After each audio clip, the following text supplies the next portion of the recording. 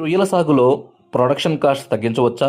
60 రోజుల్లో 100 count ₹180 KG రొయ్యల సాగు సాధ్యమా? Hello everyone, welcome to Suresh aqua పాఠశాల. ఈరోజు మనం topic cost of production for KG shrimp. రొయ్యల కల్చర్ లో సింహభాగం ఖర్చు మేతది.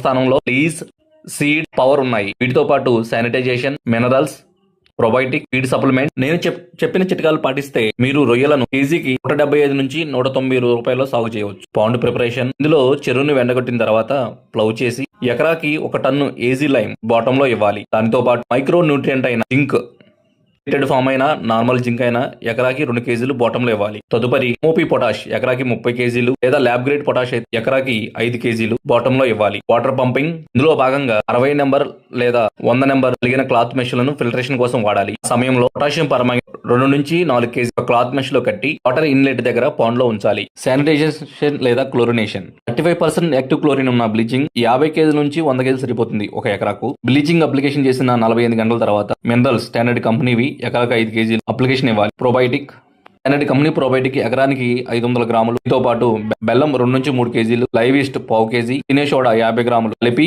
12 నుంచి 24 గంటలు ఫెర్మెంట్ చేసి ఉదయం 10 గంటలకు చెరువంతా అప్లికేషన్ ఇవ్వాలి. ప్రామాణిక ల్యాబ్ టెస్ట్ ద్వారా పారామీటర్స్ అన్ని సరిగా ఉన్నాయో లేదా చెక్ చేసుకోవాలి. ఎల్ఈటి ఆధారంగా మంచి హ్యాచర్ నుంచి సీడ్ ఎంచుకోవాలి. పిఎల్ 9 పైన ఉండాలి. సైజ్ వేరియేషన్ లేకుండా చూసుకోవాలి. ఎల్ఈటి +/-2గా ఉండొచ్చు.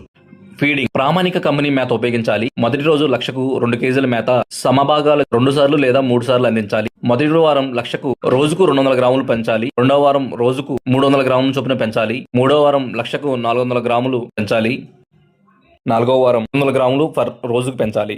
షీడ్ ఒక నెలలో 177 నుంచి 4 కేజీల మేత తింటుంది. 3.3 గ్రాముల నుంచి 4 గ్రాములు గ్రోత్ పెరుగుతుంది. 30 నుంచి 60 రోజుల మధ్య లక్ష రొయ్య 600 నుంచి 700 కేజీల మేత తింటుంది.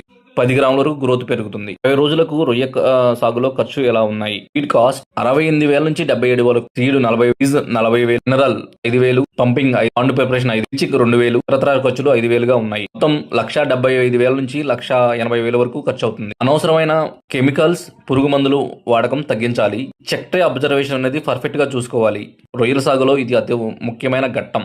ధన్యవాదాలు. ఇలాంటి మరిన్ని ఆసక్తికరమైన వీడియోల కోసం నా ఛానల్ను సబ్స్క్రైబ్ చేయండి, షేర్ చేయండి.